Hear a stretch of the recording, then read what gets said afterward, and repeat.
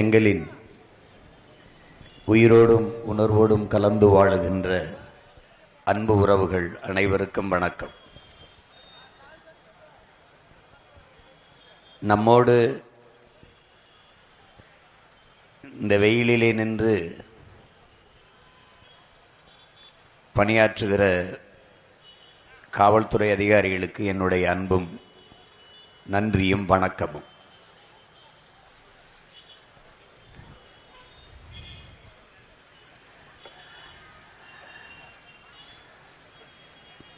நாம் ஒரு மகத்தான பணியை நம் தாய் நிலத்தில் செய்து கொண்டு வருகிறோம்.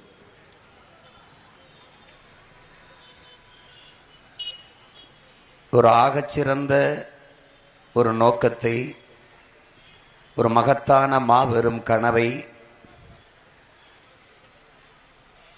நம் எண்ணத்தில் வைத்து அதை ஒரு சிற்பி போல செதுக்கி செதுக்கி ஒரு தாய் தன் கருவறையிலே தன் குழந்தையை எப்படி சுமப்பாலோ அப்படி ஒரு தேசியன விடுதலை, அதனுடைய உரிமை மீட்சி, அதனுடைய பாதுகாப்பான எதிர்கால நல்வாழ்வு என்ற ஒரு பெருங்கனவை சுமந்து கடந்த 15 ஆண்டுகளாக இந்த மண்ணிலே நாம் பயணித்து வருகிறோம். இந்த அரசியல் யாருக்கானது? என் மக்களுக்கானது. அரசியல் என்பது முழுக்க முழுக்க மக்களுக்கான சேவைதான் என்கிறார் தாத்தா பெருந்தலைவர் காமராஜர் அவர்கள். இங்கே எப்படிப்பட்ட அரசியல்? பன்னெடுங்காலமாக இந்த கட்சிகள் கட்சி அரசியல், தேர்தல் அரசியலையே செய்து வருவதை நாம் பார்க்கிறோம். மக்கள் அரசியல் இந்த மண்ணில் இல்லை. செய்தி அரசியல், விளம்பர அரசியல் தான் செய்து வருகிறது. சேவை அரசியல், செயல் அரசியல் இல்லை. ஒரு கட்சி 5 ஆண்டுக்கு ஒரு முறை தேர்தல் வருகிறது. தேர்தல் வந்த பிறகு, ஆட்சிக்கு வந்த பிறகு மக்களுக்கு எப்படி சேவை செய்ய வேண்டும் என்று மக்கள் அரசியலைத்தான் முன்னெடுக்க வேண்டும். ஆனால் இந்த கட்சிகள் அப்படி இல்லை. ஒரு கட்சி ஆட்சிக்கு வந்த பிறகு கட்சிக்கு நிதியை எப்படி பெருக்குவது, அடுத்த தேர்தலில் எப்படி மக்களின் வாக்கை வாங்குவது, அதே குறிவைத்துத்தான் வேலை செய்வார்கள். இதுதான் கட்சி அரசியல், தேர்தல் அரசியல். இங்கே அரசியல்வாதிகள் எப்போதும் அடுத்த தேர்தலை பற்றியே சிந்திப்பார்கள். தலைவர்கள் மட்டும்தான் அடுத்த தலைமுறையை பற்றி சிந்திப்பார்கள். நமக்கு அடுத்த தலைமுறையை பற்றி சிந்திக்கிற தலைவர்கள் இருந்தார்கள். ஆனால் இந்த 1/2 நூற்றாண்டு காலமாக அப்படிப்பட்ட தலைவர்கள் நம் நிலத்தில் உருவாகவே இல்லை, உருவாக விடவும் இல்லை. பெருந்தலைவர் காமராஜர் அவர்கள் அடுத்த தலைமுறை கல்வி கற்ற அறிவார்ந்த தலைமுறையாக வர வேண்டும் என்று எண்ணினார். தான் படிக்கவில்லை என்றாலும் தனக்கு கிடைக்காத கல்வி தன் நாட்டு குடிகளுக்கு கிடைக்க வேண்டும் என்று போராடி அந்த கல்வியை நமக்கு பெற்றுக் கொடுத்தார், கற்றுக் கொடுத்தார். ஆனால் அப்படிப்பட்ட ஒரு தொலைநோக்கான திட்டத்தை, எண்ணற்ற அணைகளை கட்டி வேளாண் பெருங்குடி மக்களுக்கு நீர் கிடைக்க வாய்ப்பேற்று ஏற்படுத்தினார். பல்வேறு நலத்திட்டங்களை நிறைவேற்றினார். ஒரு தொலைநோக்கான ஒரு கனவை, ஒரு திட்டத்தை அந்த தலைவன் செயல்படுத்தினார். அதற்கு பிறகு இந்த நிலத்தில் ஆண்ட யாராவது அடுத்த தலைமுறை பற்றி சிந்தித்து திட்டங்களை தீட்டியது உண்டா? அடுத்த தலைமுறை பற்றி சிந்திப்பவன் எவனாவது தெருவுக்கு 2 படிப்பகம் கட்ட வேண்டிய இடத்தில் தெருவுக்கு 2 குடிப்பகத்தை கட்டுவானா? கணக்கில்லாத போதைப் பொருள்களை தன் தாய் நிலத்தில் கட்டவிழ்த்து விடுவானா? அடுத்த தலைமுறை பற்றி சிந்திப்பவன். இங்கே வெறும் செய்தி அரசியல் தான். நாங்கள் செப்டம்பர் 16ஆம் தேதி குடும்பத் தலைவிக்கு 1000 ரூபாய் கொடுக்க போகிறேன் என்பதை ஜனவரி 1ஆம் தேதியிலிருந்து விளம்பரம் செய்வார்கள். ஒவ்வொரு திட்டத்தையும் பல 100 கோடிகளுக்கு மேலே முதலீடு செய்து விளம்பரம் செய்வார்கள். அதுதான் செய்தி அரசியல், விளம்பர அரசியல். சேவை அரசியல் என்பது இங்கே இல்லை, செயல் அரசியல் என்பதும் இல்லை. அது தேர்தல் வரும்போது மட்டும் மாணவர்களுக்கு 30 லட்சம் பேருக்கு மடிக்கணினி கொடுக்க காரணம் என்ன? அது போன ஆண்டு கொடுத்திருக்க கூடாதா? இல்ல அதற்கு முந்தின ஆண்டு கொடுத்திருக்க கூடாதா? அப்படி கொடுத்திருந்தால் அது மக்கள் அரசியல். தேர்தல் வரும்போது கொடுத்தால் அது தேர்தல் அரசியல். போன பொங்கலுக்கு 1000 கொடுக்காது, இந்த பொங்கலுக்கு மட்டும் 3000 கொடுத்தால் அடுத்த மாதம் தேர்தல் வரப்போகிறது. அப்ப அவர்கள் ஓட்டை பற்றி குறிவிக்கிறார்கள், வாக்கை பற்றி கவலைப்படுகிறார்கள், நாட்டை பற்றியோ மக்களின் வாழ்க்கையை பற்றியோ கவலைப்படவில்லை. அதை என் அன்பு சொந்தங்கள் புரிந்து கொள்ள வேண்டும். அந்த இடத்தில் தான் அதை மக்கள் அரசியல் அல்லாது தேர்தல் அரசியல் என்கிறோம். இத்தனை ஆண்டுகள் இல்லாது தேர்தல் வருவதற்கு 20 நாளைக்கு முன்னாடி ஒரே நாளில் 1,31,00,000 வங்கி கணக்குக்கு 5000 போட வேண்டிய அவசியம் என்ன? ஏன் போன ஆண்டு போடவில்லை? ஏனால் அடுத்த ஆண்டு அடுத்த மாசத்தில் தேர்தல் வருகிறது, இந்த காசை வாங்குகிற மக்கள் நமக்கு வாக்கு செலுத்தி விடுவார்கள் என்று. அப்ப இந்த மக்களை எவ்வளவு இழிவாக அவர்கள் சிந்திக்கிறார்கள். பணத்தை கொடுத்தால் வாக்கை வாங்கி வென்று ஆட்சி அதிகாரத்துக்கு வந்து விடலாம், நோட்டை கொடுத்தால் ஓட்டை வாங்கி விடலாம். இவ்வளவுதான் இவர்கள் அரசியல். இவர்கள் அதனால்தான் சொல்றோம், இவர்கள் மக்களின் வாக்கை பற்றி கவலைப்படுவார்கள், என் மக்களின் வாழ்க்கை பற்றி கவலைப்பட மாட்டார்கள். 6800 கோடியை இந்த 5000 ரூபாய் வங்கி கணக்கில் செலுத்தினதில் இழந்திருக்கிறது அரசு. ஏற்கனவே 10.5 லட்சம் கோடி கடன், 1 லட்சம் கோடி வட்டி. இந்த 6800 கோடியை ஆசிரியர்கள், அறிவை வளர்க்கும் அறிவு கருவறையின் தாயாக இருக்கிற நம் ஆசிரியர் பெருமக்கள் ஊதிய உயர்வு கேட்டு வீதியிலே நிற்கிறார்களே, அவர்களுக்கான ஊதியத்தை உயர்த்தி கொடுக்க எத்தனை கோடி வந்துவிடும்? அதிகபட்சமாக போனாலும் 200 கோடி தான் செலவாகும். பகுதி நேர ஆசிரியர்கள் பணி நிரந்தரம் கேட்கிறார்கள். அது செய்வதற்கு என்ன சிரமம்? என்ன சிரமம்? அதுல என்ன கடுமை இருக்கிறது? சம வேலை, சம சம்பளம் கொடு, சம ஊதியம் கொடு என்று கேட்கிறார்கள். அதுக்கு எத்தனை கோடி செலவாகிவிடும்? அதிகபட்சம் 100 கோடி அல்லது 150 கோடி. ஆனால் ஒரு அறிவு சமூகத்தை உருவாக்க நினைக்கிற ஒரு ஆட்சியாளன் ஆசிரியர் பெருமக்களை போற்றாது எப்படி நீ அறிவு சமூகத்தை உருவாக்குவாய்? படிப்பிக்கிறவன் பாதையில் நின்று போராடுகிறான், உயிரை காக்கிற மருத்துவனை வீதியில் விட்டு போராட வைக்கிறாய். கொரோனா நேரத்திலே கடவுள் போல தெரிந்த மருத்துவ பெருமக்கள், தேவதைகள் போல தெரிந்த செவிலியர்கள் இப்போது உங்களுக்கு தேவையில்லாமல் போனது எப்படி? அறிவு சமூகம் என் அன்பு சொந்தங்கள் சிந்தித்து பார்க்கணும். கொரோனா நேரத்திலே எந்த தனியார் மருத்துவமனையாவது ஒரு கொரோனா நோயாளியை அனுமதித்து மருத்துவம் கொடுத்தது என்று உங்களால் சொல்ல முடியுமா? முழுக்க முழுக்க மருத்துவம் பார்த்து அத்தனை நோயாளிகளை, பல நூற்றுக்கணக்கான பல ஆயிரக்கணக்கான மக்களை காப்பாற்றியது அரசு மருத்துவர்களும் அரசு செவிலியர்களும் தான். அந்தப்ப தேவையப்ப தற்காலிகமாக நிறைய பணிப்பெண்களை, செவிலியர்களை வேலைக்கு எடுத்தீர்கள். அந்த கொரோனா நோய் முடிந்த பிறகு அவர்களை நிரந்தரப்படுத்துகிறேன் என்று சொல்லி ஏமாற்றி வேலைக்கு சேர்த்துவிட்டு இன்று வரை பணி நிரந்தரம் கேட்டு வீதியிலே நிற்கிறார்கள். இப்படி தேவையற்று இலவசங்களில் இழக்கிற பணத்தை எங்கே இருந்து எடுக்கிறீர்கள் என்றால் யார் பதில் சொல்வார்கள்? யார் பதில் சொல்வார்கள்? ஒரு வீட்டை அடமானம் வைத்து கடன் பெறுகிறான் ஒரு வீட்டின் தலைவன். இந்த நாட்டை ஆளுகிற ஆட்சியாளர்கள் நம் நாட்டை அடமானம் வைத்து கடன் பெறுகிறார்கள். எதை வைத்து நீங்கள் ஈடு கேட்பான்? அடமான பத்திரம் கேட்பான். எதை அடமானம் வைக்கிறாய்? மண்ணின் வளத்தை அடமானம் வைக்கிறாய், என் மக்களின் நலத்தை அடமானம் வைக்கிறாய். ஒரு வீட்டை அடமானம் வைத்து கடன் பெற்றவன் கடனை கட்ட முடியவில்லை என்றால் வீட்டோட விஷத்தை குடிச்சு சாகுறானே. அப்ப வீட்டுக்கு வந்த நிலைமை நாட்டுக்கு நாளைக்கு வராதா? 10.5 லட்சம் கோடி கடன். இந்த 5 ஆண்டில் மட்டும் 4.5 லட்சம் கோடி கடன் பெற்றிருக்கிறார்கள். அந்த கடனை பெற்று நிறைவேற்றிய ஒரே ஒரு நலத்திட்டத்தை யாராவது சொல்ல முடியுமா? யார்? பொது விவாதத்தில் யாராவது எடுத்து வைப்பீர்களா? ஆட்சியாளர்கள் அறிக்கை தருவார்களா? நாங்கள் வந்தபோது, ஆட்சிக்கு வந்தபோது 1000 ரூபாய் பெண்களுக்கு கொடுத்தார்கள். இறங்கும் போது அடுத்த ஆட்சிக்கு வந்தால் 2000 கொடுக்கிறோம் என்கிறார்கள். இதுதான் வளர்ச்சியா?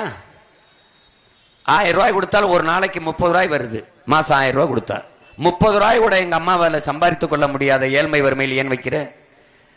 ஒரு நாளைக்கு 300 ரூபாய் ஈட்டிக் கொள்கிறவர்களுக்கு வேலை வாய்ப்பையும் வருவாய் பெருக்கத்தையும் ஏற்படுத்தாத நீ என்ன ஆட்சி நடத்துற?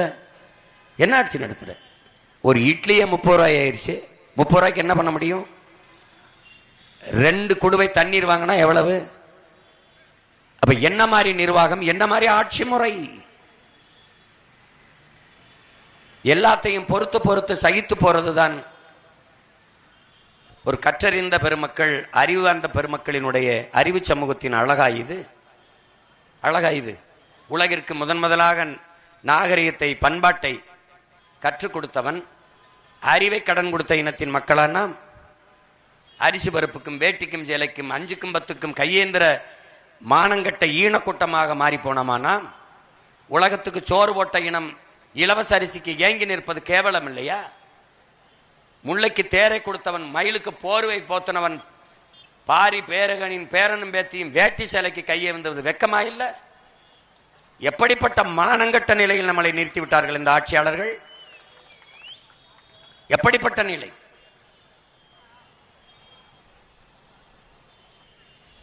உன் தாய்மொழி உன் தாய் நிலத்தில் இருக்கிறதா? படிக்கிறமல உன் கல்வி எதையாவது உணர்த்துதா உனக்கு? மொழியை இழந்து விட்ட இனம், அழிய கொடுத்த இடம் வாழுமா? வரலாற்று ஏதாவது செய்திருக்கா? உங்கள் முன்னால் நின்று பேசுகிற உங்கள் மகன் சீமான் இறந்து போனால், முகம் சிதைந்து இறந்து போனால், என் பிணத்தை எப்படி உங்களால் அடையாளம் காட்ட முடியாதோ அப்படி உங்கள் மொழி சிதைந்து அழிந்து போனால் உங்கள் இனத்தை அடையாளம் காட்ட முடியாது என்கிற அடிப்படை அறிவு கூட இல்லாத மக்களா நாம்? எங்கே நம் தாய்மொழி? உலகில் முதலாக தோன்றிய மொழி தமிழ் என்பதை நீங்கள் தமிழர்களே அறியவில்லை என்றால் எப்படி? ஆதிமொழி தமிழ், ஆதி மாந்தன் தமிழன் என்று ஆய்வு கட்டுரை ஆய்வுள்ளே உலக பேரறிஞர்கள் நிறுவுகிறார்கள். நம்முடைய தாத்தன் மொழி ஞாயிறு தேவனைய பாவாணர் நிறுவுகிறார். பல்வேறு வேற்றுமொழி அறிஞர்கள் கூட ஆதிமொழி தமிழ் என்று சொல்கிறார்கள். நம் நாட்டின் பிரதம அமைச்சர் ஐயா மோடி வெளிநாட்டுக்கு செல்லும் போதெல்லாம் உலக மொழிகளின் மூத்த மொழி தமிழ், என் நாட்டில் இருப்பது பெருமை என்கிறார். இந்திய மொழிகளின் தொன்மத்தை தமிழில் இருந்து அறியலாம் என்கிறார். ஏன் இந்த பெருமை அறியவில்லை? எங்கே உன் மொழி? எங்கே உன் மொழி? உன் தமிழகத்தின் தமிழ் தெருவில் எங்கே தமிழ்? எங்கே தமிழ்? உன் தாய்மொழி எங்கே? உன் நாக்கில் இருக்குதா? உன் நாட்டில் இருக்குதா? உன் ஏட்டில் இருக்குதா? வழிபாட்டில் இருக்குதா? வழக்காடு மன்றத்தில் இருக்குதா? இல்ல பள்ளி கல்லூரிகளில் பயிற்சி மொழியாக இருக்குதா? குறைஞ்சபட்சம் பாடமொழியாகவாது இருக்குதா? எங்கே இருக்கிறது உன் தாய்மொழி தமிழ்? எங்கே இருக்கிறது? தாய்மொழியை விட்டு வெளியேறிய ஒரு இனம், தன் வரலாற்றை மறந்து வெளியேறிய இனம் வாழ்ந்ததாக வரலாற்றில் எங்காவது செய்து உண்டா? எங்கே? மணக்க வரும் தென்றலிலே குளிரா இல்லை, தோப்பில் நிழலா இல்லை, தனி பெரிதாம் துன்பமித்து தமிழகத்தின் தமிழ் தெருவில் தமிழ்தான் இல்லை என்று வருந்தி பாடினான் நம்முடைய புரட்சி பாவலன் பாவேந்தன் பாரதிதாசன். அவன் பாடி எத்தனை காலம்? எங்கே? வீழ்வது நாமாக இருந்தாலும் வாழ்வது தமிழாக இருக்கட்டும் வந்த பெருமக்கள், வீழ்வது தமிழாக இருந்தாலும் வாழ்வது நாமாக இருக்கட்டும் என்று மாற்றி நிறுத்தி விட்டார்கள். எங்கே இருக்கிறது தமிழ்? அறிவு சமூகமே திரும்பிப்பார். இந்த கடைகளில் ஏதாவது விளம்பர பலகையில் உன் தாய்மொழி இருக்குதா என்று பார். அங்கே பார், அந்த கடையில் ஸ்வீட் பேக்கரியே அப்படியே தமிழ் எழுத்திலே ஆங்கில உச்சரிப்பை எழுதி வைத்திருக்கிறது. ஆங்கிலத்தை தமிழிலே. அங்கே ஆண்டாள் ஸ்வீட் ஸ்டால் என்றால் ஆண்டாள் ஸ்வீட் ஸ்டால், ஒரு இனிப்பகம் என்று இல்லை. அப்ப ஆண்டாள் ஸ்வீட் ஸ்டால் தமிழில் எழுதியிருக்குது. இதுக்கு பேர் தான் தங்கிலீஷ். இந்த திராவிட இயக்கங்கள் கொண்டிருக்கிற இருமொழி கொள்கை என்ன? தமிழை ஆங்கிலத்தில் எழுதுவது, ஆங்கிலத்தை தமிழில் எழுதுவது. இதுதான் இருமொழி கொள்கை. உன் அன்னை தமிழை அழித்து ஒழித்த அயோக்கியர்கள் இந்த ஆட்சியாளர்கள். தாய்மொழி மீட்சி வராமல் தமிழன் எப்படி எழுச்சி வர முடியும்? தமிழன் எழுச்சி வர வேண்டுமானால் தமிழன் ஆட்சி மலர வேண்டும். அதுதான் முக்கியம். இங்கே கண்ணுக்கு நீ என்ன செய்யணும் என்று தெரியாமல் உன் தாய்மொழி அழிச்சு சிதைத்துக் கொண்டிருக்கிறாய். தமிழோடு சமஸ்கிருதம் கலந்து கன்னடன், தமிழோடு தெலுங்கு, சமஸ்கிருதம் கலந்த தெலுங்கு, தமிழோடு சமஸ்கிருதம் கலந்து மலையாளம், தமிழோடு சமஸ்கிருதம் கலந்து துளு, இப்ப தமிழோடு ஆங்கிலம் கலந்து தமிங்கிலர்கள். இது தமிங்கிலம், தமிங்கில நாடு. இதை உனக்கு எவன் பேசுவான்? யார் பேசுவார்? டாஸ்மார்க்க மூடுவேங்கிறார். குடிகாரன் 2 கோடி பேர் இருக்கான், ஓட்டு போட மாட்டான். எனக்கு குடிமக்களின் ஓட்டு வேண்டாம், குடிக்கிற மக்களின் ஓட்டு வேண்டாம், தமிழ் குடிமக்களின் ஓட்டு இருந்தால் போதும். நான் வந்தால் இலவசம் தர வேண்டும், தரமாட்டேன் என்கிறார். நான் தன்மானத்தோடு தலை நிமிர்ந்து என் இன சொந்தங்களை வாழ வைக்க வேண்டும் என்று நினைக்கிறேன். நான் கையேந்தினால் பிச்சை என்று கேவலமாக பேசுகிற மக்களே, நாம் எல்லோரும் சேர்ந்து கையேந்தினால் இது பிச்சை இல்லாமல் இலவசமாக எப்படி வந்தது? இலவசம் என்றால் யார் காசிலே இலவசம்? என் காசை எடுத்து எனக்கு கொடுப்பது எப்படி இலவசம்? என்னிடத்தில் 100 மில்லி ரத்தத்தை எடுத்துவிட்டு எனக்கு ஒரு 2 சொட்டு ரத்தத்தை திருப்பி பாய்ச்சி ஏற்றி விடுவது எப்படி சேவையாகும்? இலவசத்தில் இழக்கிற பணத்தை எங்கிருந்து எடுக்கிறீர்கள் என்றால் யார் பதில் சொல்லுவா? யாரிடத்தில் கருத்து, யாரிடத்தில் பதில் இருக்கிறது? யாரிடத்தில்? இந்த வாக்கு கேட்டு வருகிற பெருமக்களிடத்தில் கேளுங்களே. நாங்கள் வந்தால் 2000 கொடுப்போம், 2500 கொடுப்போம், 10,000 கொடுப்போம், மிக்சி கொடுப்போம், கிரைண்டர் கொடுப்போம். எங்கிருந்து உங்க அப்பன் சொத்தை வித்து கொடுப்பியா? எங்க அப்பன் சொத்தை எடுத்து கொடுப்பியா? எங்கிருந்து கொடுப்ப? எங்கிருந்து கொடுப்ப? எங்கிருந்து கொடுப்ப? ஒரு நாடு உன்னை சாராய பொருளாதாரத்தில் வைத்து சாகடித்துக் கொண்டிருக்கிறது என்பது கூட தெரியாமல் இந்த நாட்டிலே பாலின் சந்தை மதிப்பு, பால் பொருளாதாரம் 3 லட்சம் கோடி இருக்கிறது. அந்த 3 லட்சம் கோடியை நோக்கி போகாமல் சாராய பொருளாதாரத்தில் 50,000 கோடியில் வச்சு உன்னை சாகடித்துக் கொண்டிருக்கிறது. ஏன் அதை நீ எண்ணி பார்க்கவில்லை? சாராயம் ஒரு பொருளாதாரம் உயிரை எடுக்கும். பால் அது ஒரு பொருளாதாரம் உயிரை கொடுக்கும். பால் என்ற ஒன்று மட்டும்தான் ஒரு நாடு பசியவே சந்திக்காது. ஏன்? பால் முழு உணவு.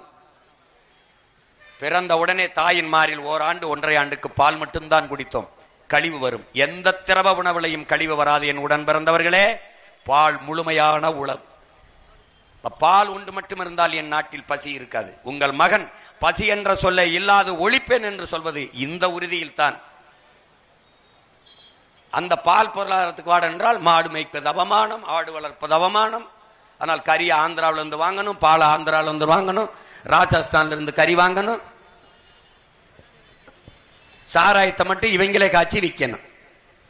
இது ஒரு கேடுகட்ட கூட்டத்துக்கிட்ட நாட்டை கொடுத்துட்டு நாதியற்று போய் திரியுது. இந்த தேர்தலில் ஓட்டுக்கு 2000. இந்த பீகார்ல மொத்தமா ஒரு ஓட்டுக்கு குடும்ப அட்டைக்கு குடும்ப கணக்குல 10,000 போட்டு ஜெயிச்சது பாரதிய ஜனதாவும் நிதிஷ்குமாரோட கட்சியும். இவங்க அதை அப்படியே பின்பற்றினா தப்பா இருக்கும்ட்டு பொங்கலுக்கு 3000, இப்போ அந்த மாசம் கொடுக்குற 5,000 சேர்த்து கோடை விடுமுறைக்கு கை செலவுக்கு காசு, கை செலவுக்கு. ஏன்னா இந்த ஒரு மாசம் தானே, இந்த தேர்தல் இப்போ தானே கோடை வருது. போன தேர்தலாம் கோடை வரல, போன ஆண்டுலாம். அதுக்கு 5,000, இப்போ 8,000 ஆயிடுச்சு. ஓட்டுக்கு 2,000, 10,000 முடிவாயிருச்சு. ஒரே தவணையில் அவன் போட்டான், இவன் 3 தவணையெல்லாம் கொடுக்குறாப்ல. இதெல்லாம் நாட்டை ஆளுகிற, நாட்டு மேலையும் மக்கள் மேலையும் அக்கறை வச்சு ஆட்சி நடத்துகிற ஆட்சியாளர்களுடைய சிந்தனையும் வேலை திட்டம். இப்படியே போனால் என் முன்னாடி நிற்கிறவர்களை, என் பேச்சை கேட்கிற உலகெங்கும் இருக்கிற என் அன்பு சொந்தங்கிடத்தை கேட்கிறேன். இப்படியே போனால் இப்ப 10,5 லட்சம் கோடி, 1 லட்சம் கோடி வட்டி. இப்போ அடுத்த ஒரு 5 ஆண்டுல இவங்க யாராவது வந்துட்டாங்க அப்படின்னா அப்புறம் ஒரு 5 லட்சம் கோடி கடன், அப்புறம் ஒரு 5 லட்சம் கோடி கடன். இப்ப கடனையே வாங்கிக்கிட்டு போனா இந்த நாடு காட்டுகிற வளர்ச்சி கடன் வளர்ச்சியா? எந்த வளர்ச்சி? மக்களின் வாழ்க்கை தர வளர்ச்சியா? எந்த வளர்ச்சி? கடனை வாங்கி நீ எப்படியோ இலவசத்தை கொடுத்து ஆட்சியை செஞ்சுட்டு செத்து போய் கடற்கரையில படுத்துற. நாங்க எங்கே படுக்கிறது? என்ன வழி? நீ என்ன பண்ணி வச்சிருக்க? இந்த கடனை வாங்கின மருத்துவமனையை தரமா கட்டி ஒழுங்கா மருத்துவத்தை கொடுத்தியா? இல்ல.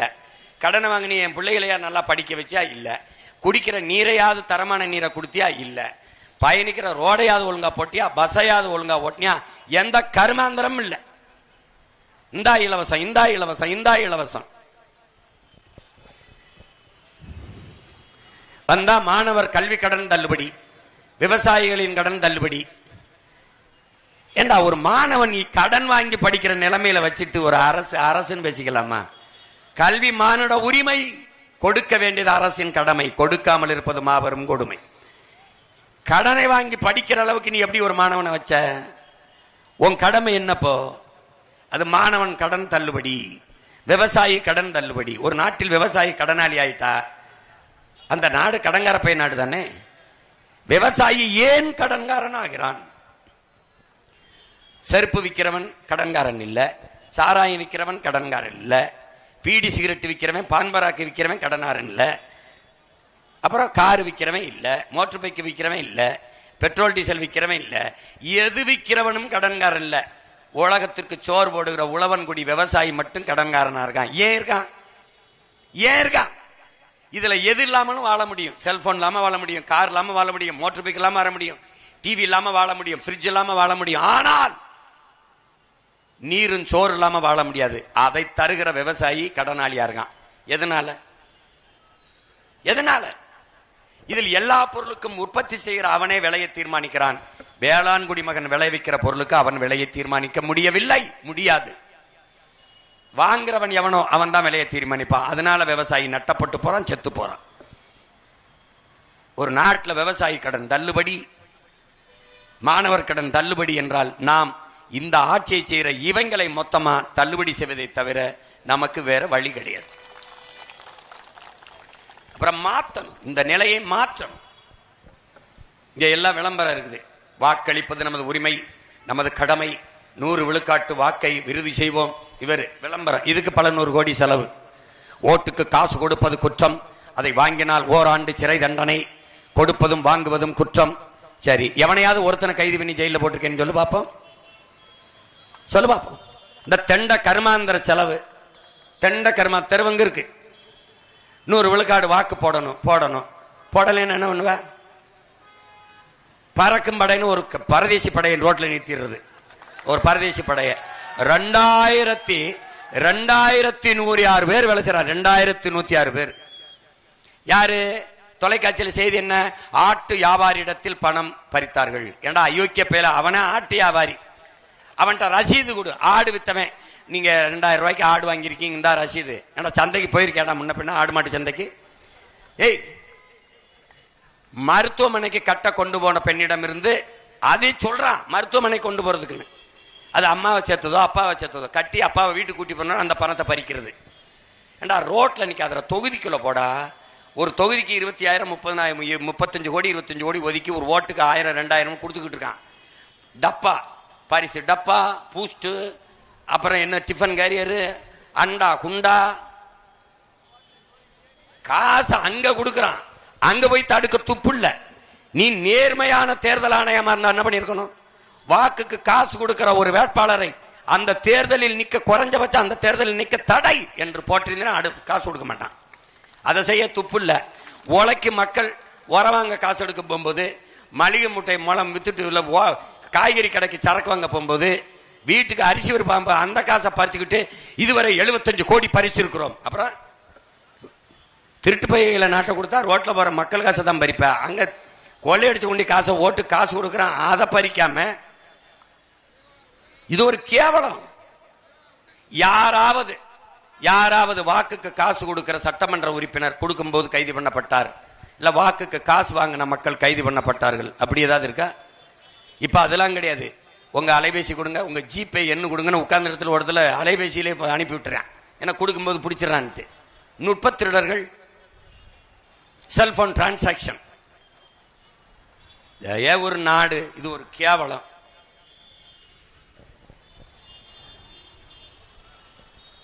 பாத்துக்க.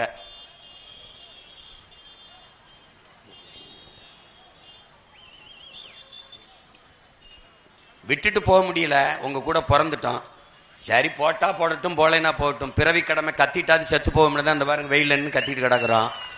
ஏதோ பார்த்து பண்ணுங்க. மறுபடியும் அவங்க கிட்டே கொடுக்காத. நீ முடிவு பண்ணிட்டீன்னு வச்சுக்க, இந்த ஆட்சி தொடரட்டும், திமுக ஆட்சியை தொடரட்டும்னா போடு.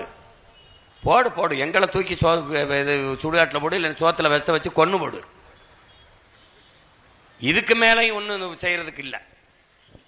ஏன்னா நீங்க ஒரு சகிப்பு மனநிலைக்கு வந்துட்டீங்க. இந்த ஆட்சியே இருக்கட்டும், இல்ல இதுக்கு அது பரவாயில்ல, அதுக்கு இது பரவாயில்ல. இந்த கால கொடுமை. ஒருத்தன் ஒரு நாட்டில் குற்றம் பண்ணிடுறான், அரசவையில் கொண்டு மன்னனுக்கு முன்னாடி நிறுத்திடுறாங்க. அவன் மன்னன் ஒரு தண்டனை கொடுக்குறான். என்ன தண்டனை? நீ 50 மிளகாய் கடிக்கணும், இல்லைன்னா 50 சவுக்கடி வாங்கணும்ட்டு. அவன் சவுக்கடிக்கு மிளகா பரவாயில்ல, நான் 50 மிளகாயை கடிக்கிறேன்னு கடிக்கிறான். 5 மிளகாயை கடிச்சு தாண்ட முடியல, காந்தது, கண்ணுல தண்ணி தானா கொட்டுது, வாயெல்லாம் எரியுது. மன்னா என்னை மன்னிச்சுக்கிறங்க, நான் சவுக்கடி வாங்கிக்கிறேன், மிளகா கடி தாங்க முடியலன்றான். சரி அடி சவுக்கடி நடக்கட்டும்ன்றாப்ல.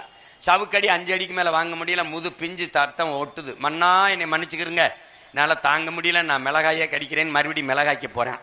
அதே தான் 5 மிளகாய், அதுக்கு மேல தாண்ட முடியல. மன்னா என்னை மன்னிச்சுக்கிறங்க, மறுபடியும் சவுக்கடியே வாங்கிக்கிறேன்னு வர்றேன். இப்படி மாறி மாறி இந்த அதிமுக 5 வருஷம் மிளகாய் கடி, திமுக 5 வருஷம் சவுக்கடி, அப்புறம் அதிமுக மறுபடி மிளகாய் கடி, அப்புறம் சவுக்கடி, மாறி மாறி அடிங்காயி வாயும் முதுவும் புண்ணா போனதான் உங்களுக்கு மிச்சம். ஐயா, நான் என்ன கொஞ்ச நஞ்சா காலா கத்துறேன்னு நினைக்கிறியா? 15 ஆண்டுகளா கத்திக்கிட்டு வரேன். ஒன்னும் இல்ல, கொஞ்சம் கொஞ்சம் தன்மானம் மிக்க இனமானம் இல்லை மக்கள் கொஞ்சம் கொஞ்சம் விழிப்புணர்வு பெற்று 36 லட்சம் பேர் ஓட்ட போட்டு எனக்கு ஒரு பெரிய கட்சியாக்கிய ஒரு நம்பியை கொடுத்த மகனே, நில்றா, நாங்க இருக்கிறோம்டா, கூட நாங்க இருக்கிறோம்டான்னு. இந்த வேலையை நான் செய்ய வந்தவன் இல்ல, காலம் வரலாறு கட்டளையிட்டு காலம் கையெழுத்து இறக்கி விட்டுருக்கு, போய் நில்லுன்னு. இல்லைன்னா விடு, போட்டா போடு, இல்லைன்னு விடு. நான் அவங்கள மாதிரி வியாபாரம் பார்த்துட்டு போறேன். 2000 கோடி தரம்ன்றான், 60 சீட்டு தரம்ன்றான், துணை முதல்வர் ஆக்கிறம்ன்றான். எப்படியோ போ, நானும் போறேன். உன் மலை போனான்னா, காடு போனான்னா, தண்ணி போனான்னா, உன் வியாபாரம் கட்டு போனான்னா, சோறு விஷமானான்னா, காற்று நஞ்சான, நீர் நஞ்சான, உன் தாய்மொழி செத்தான்னா, வரலாறு மறைஞ்சா என்ன, எனக்கு என்ன? ஏன் விட்டுட்டு போக முடியல? உன் கூட பிறந்துட்டேன். ஏன்? என்னை வளர்த்தவன் இந்த நாட்டில் இருந்த அரசியல் தலைவன் எவனும் இல்ல. என்னை உருவாக்கியவன். நான் செத்தாலும் சரி என் இனம் வாழ்ந்தால் போதும், நான் வீழ்ந்தாலும் சரி என் இனம் இழந்தால் போதும் என்று உன் இன வரலாற்றில் என்ற ஒப்பற்ற மாவீரன் என் தலைவன் பிரபாகரன் என்ற பெருமகன் எங்களை உருவாக்கினான். அவன் மகன் நான்.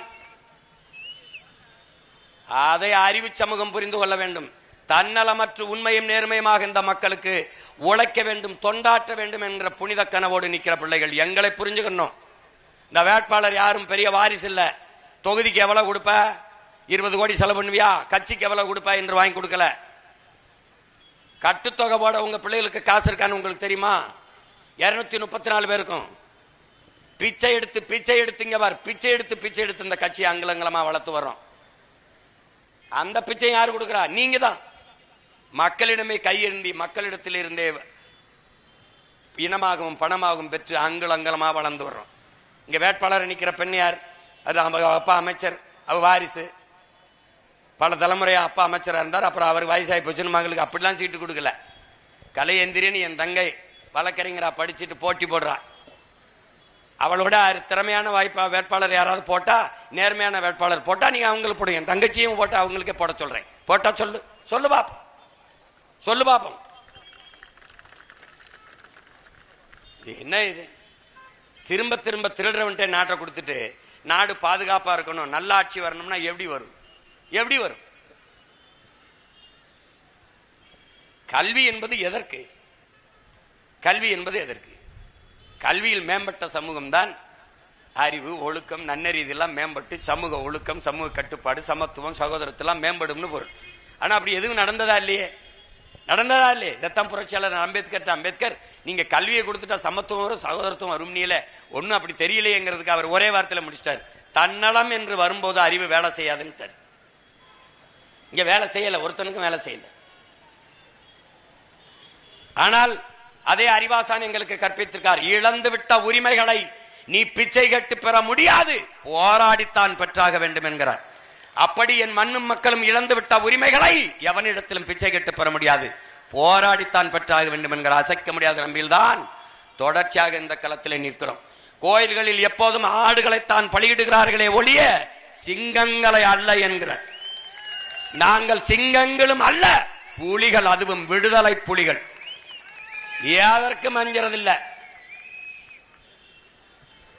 அதனால என் அன்பு சொந்தங்கள், என் அருமை உறவுகள், எண்ணிலும் இளைய என் தம்பி தங்குகள், இந்த தேர்தலை வழக்கம் போல ஒரு தேர்தல் போல வாக்கு செலுத்தி கடந்து போகாதீர்கள். எந்த பிள்ளை, எந்த மகன், எந்த தலைவனிடத்திலே, யாரிடத்திலே நாடு இருந்தால் நாடும் மக்களும் பத்திரமாக பாதுகாக்காம இருக்க முடியும்? எவனுக்கு இந்த நாட்டை பற்றிய கனவும் அக்கறையும் இருக்கிறது? எவன் இந்த மண்ணை மக்களை பேரன்பு கொண்டு காதலிக்கிறான் என்பதை கவனியுங்கள். எவனுக்கு காடு, மலை, ஆறு, அருவி, கடல், ஏரி, குளம், காற்று இதை பற்றி கவலை இருக்கு? நஞ்சில்லாத உணவு, அதுவே நம் கனவு என்று எங்கள் பெரிய தகப்பன் கற்பித்ததை எவன் கோட்பாடாக கொண்டு ஊராக வருகிறான்? சிதைந்த அழிந்து போன வேளாண்மையை மீட்டெடுக்க வந்துடிக்கிறான். சிதைந்த அழிந்து போன தாய்மொழியை மீட்டு தமிழர்களை, தமிழ் தேசினத்தை மறுகட்டமைப்பு செய்ய எவன்? வரலாற்றில் புறக்கணிக்கப்பட்ட இனத்தின் மக்கள் ஒரு நாள் தங்களுக்கான வரலாற்றை தாங்களே எழுதுவார்கள் என்கிறார் புரட்சியாளர் அம்பேத்கர். அப்படி வரலாற்றில் புறக்கணிக்கப்பட்ட தமிழ் தேசிய மக்கள் தங்களுக்கான வரலாற்றை மீண்டும் எழுத துடிப்பவன் எவன்? இதை கவனித்து பார்த்து நீங்கள் வாக்கு செலுத்துங்கள். வாக்குக்கு காசு தரமாட்டேன், பணத்துக்கு வாக்கு, நம் இனத்திற்கு தூக்கு என்று யார் பேசுவது? மக்களுக்கு சேவை செய்ய பணம் எதற்கு? அதற்கு வாக்குக்கு காசு தர வேண்டும்? மக்களுக்கு தன்னலமற்ற உண்மையும் நேர்மையுமாக சேவை செய்ய வேண்டும் என்கிற மனம் இருந்தால் போதாதா? அப்ப பணக்காரன் தான் அரசியல் செய்ய முடியும், அவன் தான் அதிகாரத்துக்கு வர முடியும் என்ற நிலை இருந்தால் அப்ப முதலாளிகளுக்கான அதிகாரம் தானே உருவாகும், அதுதானே கட்டமைக்கப்படும். அப்ப 5 விழுக்காட்டு முதலாளிகளுக்கான அதிகாரம் இருக்கும், 95 விழுக்காடு உழைக்கும் மக்கள், அடித்தட்டு மக்கள், பாட்டாளி வர்க்கத்துக்கான அதிகாரம் எங்கே உருவாகும்? எங்கே உருவாகும்? எளிய மக்களின் குரல் எப்போது அதிகாரத்தை பித்தோடும்? அவனுக்கான உரிமை எப்போது பாதுகாக்கப்படும்? எப்போது கிடைக்கும்? எப்போது கிடைக்கும்? அவனுக்கு சரியான கல்வி எங்கே கிடைக்கும்? கற்ற கல்விக்கு வேலை எங்கிருந்து கிடைக்கும்? முதலாளி ஒரு முதலீட்டை செய்வது தன் லாபத்தை வைக்கா மக்கள் சேவைக்கா என்கிற அடிப்படை கேள்வி ஏன் நம் ஒவ்வொருவருக்குள்ளே எழவில்லை? வாக்குக்கு காசு கொடுப்பவன் 30 கோடி செலவழிப்பவன் 300 கோடி வென்று வந்தால் ஈட்டிக்கொள்ள முடியும் என்கிற நம்பிக்கையில் தானே செலவழிக்கிறான். அப்போ அரசியல் என்பது தன்னலமற்ற சேவை செய்கிற ஒரு புனித அமைப்பு இல்லையா? அது பெரும் லாபம் ஈட்டும் தொழிலா? இது எப்படி? இப்படிப்பட்ட ஒரு ஜனநாயகத்தை, மாண்புமிக்க ஜனநாயகத்தை கொலை செய்துவிட்டு கேடுகட்ட பணநாயகத்தை உருவாக்கவா நமது முன்னவர்கள், நமது பாட்டன் வ.உ.சி. செக்கிழுத்தான், நமது தீரன் சின்னமலையும் நமது பாட்டன் மருதுபாண்டியும் தூக்கிலே தொங்கினார்கள். நமது முன்னவர்கள் எல்லாம் 10 ஆண்டு 11 ஆண்டு 9 ஆண்டுகள் சிறைப்பட்டு சித்திரவதை செய்தார்கள், அனுபவித்தார்கள். அதற்காகவா 7 ஆண்டுக்கு மேலே இந்த நாட்டின் விடுதலைக்கு போராடி இந்த நாட்டில் எந்த பதவியும் அனுமதிக்காமல் நின்ற தேர்தலாம் தோற்கடிக்கப்பட்டு சொந்த மண்ணின் மக்களாலேயே ஒரு மனித புனிதன், இந்த இனத்தில் கிடைக்காத மகத்தான ஒரு தலைவன் நல்லகன்னு அவனை இந்த நாடு போற்றவில்லையே? ஏன்? ஒரு நடிகனுக்கு கொடுக்கிற மரியாதை இந்த நாட்டின் விடுதலைக்கு போராடி செத்த மகனை போற்றாதது ஏன்? போற்றாத ஏன்? நல்லகன் என்ற ஒரு மகன் பிறந்தான், இருந்தான், வாழ்ந்தான், ஒரு புனிதன் என்பதை நீ மறந்தான். எப்படிப்பட்ட இனம்? எப்படிப்பட்ட இனம்? கண்டவனுக்கெல்லாம் பாராட்டு விழா நடக்கிறதே, கொண்டாட்டங்கள் நடக்கிறதே. வெள்ளைக்காரன் பிடித்து சித்திரவதை செய்து மீசை முடியை ஒவ்வொரு முடியாக புடுங்கி சுருட்டால சுட்டு சித்திரவதை செய்தோட இந்த விடுதலை போராட்டத்தை விட்டு விலகி போக மாட்டேன் என்றது வீரமர இளைஞனை இந்த நாடு மறந்தது ஏன்? ஏன்?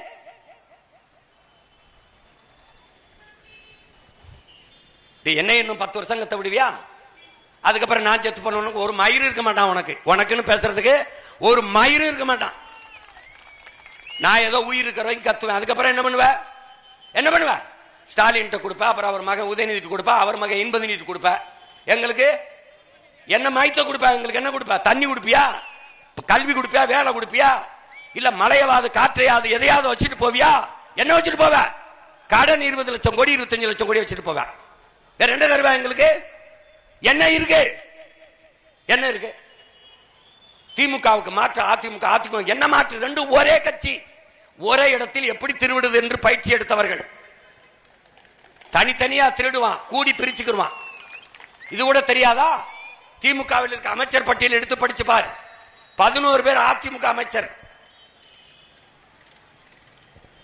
2 வெவ்வேறு கட்சி நினைச்சிட்டு நீ. இங்கேயும் சாராயம் வைப்பான், அங்கேயும் சாராயம் வைப்பான், இங்கேயும் கொலை பண்ணுவான், அங்கேயும் கொள்ளையடிப்பான், இங்கேயும் ஊழல் லஞ்சம், அங்கேயும் இங்கேயும் கையெழுத்து போட கமிஷன் கேட்பான், அங்கேயும் கையெழுத்து போட கமிஷன் கேட்பான். இதில் திருடன் என்னடா? பெரிய திருடன், சின்ன திருடன்? திருடன் திருடன் தான்டா. கால கொடுமை.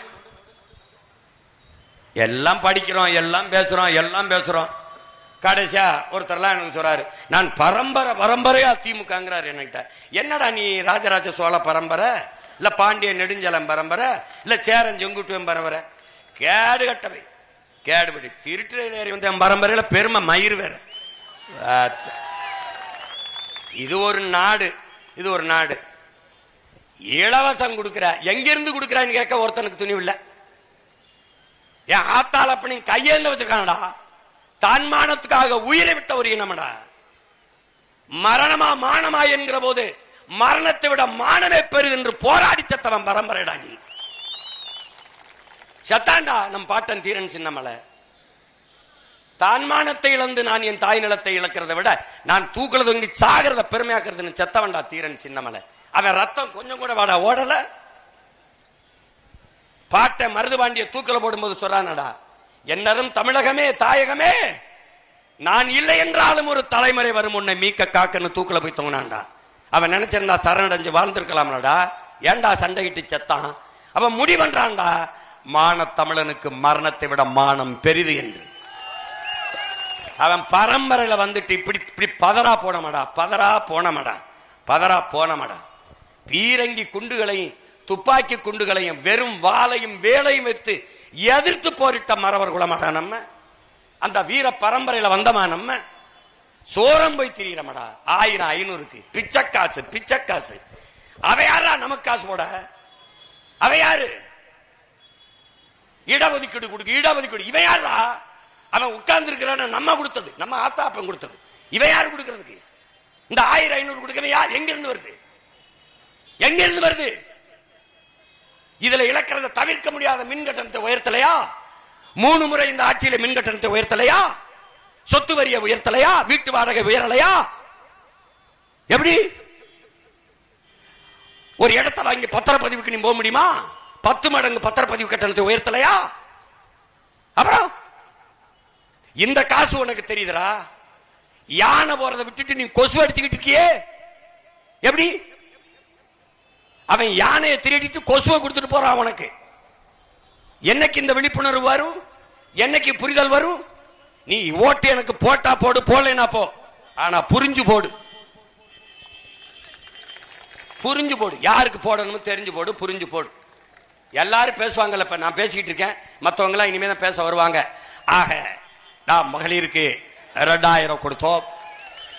அவர் வருவார், கருண தொகை 10,000 வாங்கிக்க. புற கருண மகாராசா பரம்பரையிலிருந்து வந்தவன் 10,000 வாங்கிக்க. அப்ப இன்னொருத்தர் வருவாரு 2500 அன்னபூரணி சூப்பர் 6 சிலிண்டர் வாங்கிட்டு சிலிண்டர் கொடுப்பான், சிலிண்டர் கொடுப்பான், அண்டா கொடுப்பான், குக்கர் கொடுப்பான், சமைக்க அரிசி பருப்பு என் விவசாயி தான் கொடுப்பான். இந்த கவனத்தில் வச்சு ஓட்ட போடு, ஓட்ட போடு. இந்த தேர்தல்ல குடியாத்தம் தொகுதியில போட்டியிடுகிற என்னுடைய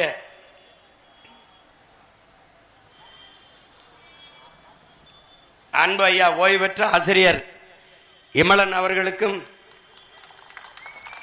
என்னுடைய அன்பு தங்கை கலையேந்திரி அவர்களுக்கும் நீங்க வாக்கு செலுத்த வேண்டும் என்று அன்போடு உங்கள் மகன் வேண்டுகிறேன்.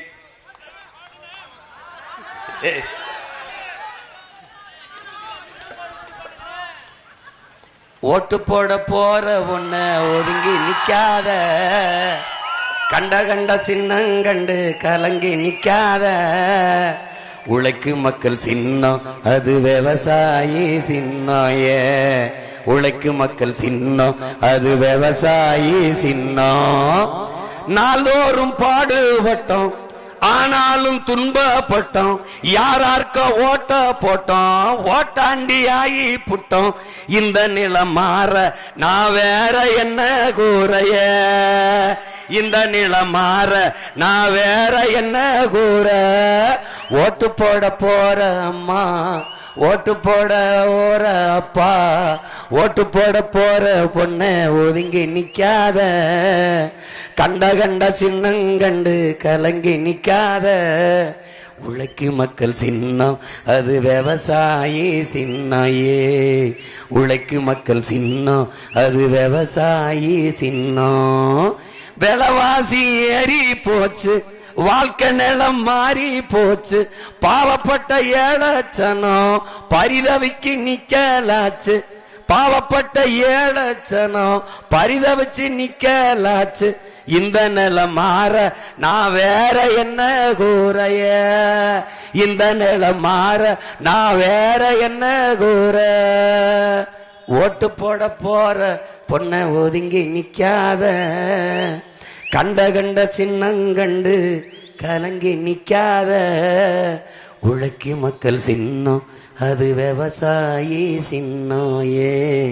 உழைக்கும் மக்கள் சின்னம் அது விவசாயி சின்னம். என் அன்பிற்குரிய சொந்தங்களே, என் அருமை உடன் பிறந்தார்களே, பேரன்பு மிக்க பெற்றோர்களே, என் அன்பு தங்கை கலையேந்திரி அவர்களுக்கும் எங்கள் அன்பிற்குரிய ஐயா இமலன் அவர்களுக்கும் விவசாயி சின்னத்திலே வாக்கு செலுத்தி வெற்றி பெற செய்யுங்கள். புரட்சியாளர் அம்பேத்கர் நமக்கு கற்பித்தது போல அதிகாரம் மிக வலிமையானது. நாம் சொல்லுவோம் அந்த அதிகாரம் எம் மக்களுக்கானது. அதிகாரம் மிக வலிமையானது அண்ணல் அம்பேத்கர். நாம் சொல்லுவோம் அந்த அதிகாரத்தை அடைந்து விட்டால் அனைத்தும் எளிமையானது. அன்பு மக்களே, இந்த அதிகாரம் நம் மக்களுக்கான அதிகாரத்தை நிறுவ மக்கள் எல்லோரும் ஒன்றிணைந்து, அவர்தான் சொல்லுகிறார், கற்பி புரட்சி சேர் ஒன்று செய் புரட்சி செய், ஒன்று சேர் என்று நாம் அதைத்தான் இந்த 15 ஆண்டுகளாக செய்து வருகிறோம். அருமை சொந்தங்கள், என் அன்பு உடன் பிறந்தார்கள், எளிய பிள்ளைகள், உங்களுக்கு எங்களுக்கு உங்கள் மதிப்புமிக்க வாக்கை தந்து வலிமைப்படுத்துங்கள். புரட்சியாளர் அண்ணல் அம்பேத்கர் சொன்னதை நினைவு வையுங்கள். மதிப்புமிக்க நம் உரிமைகளை சில ரொட்டி துண்டுகளுக்காக விற்பதென்பது அவமானகரமானது என்பதை நீங்கள் நினைவில் கொண்டு மதிப்புமிக்க நம் வாக்கை விற்காது, அதை வலிமைமிக்க ஆயுதம், அதை அநீதிக்கு எதிராக ஏந்துவோம் என்கிற உறுதியான முடிவில் எளிய பிள்ளைகள், எங்களுக்கு உங்கள் வாக்கை தந்து வெற்றி பெற செய்யுங்கள். புரட்சி எப்போதும் வெல்லும். உங்கள் பிள்ளைகள் எங்களின் வெற்றி எதை சொல்லும். நம் இலக்கு ஒன்றுதான், இனத்தின் விடுதலை. இனம் ஒன்றாவோம், இலக்கை வென்றாவோம். தமிழ்தாய் வாழ்க, தலைவர் பிரபாகரன் வாழ்க. நாம் தமிழர்.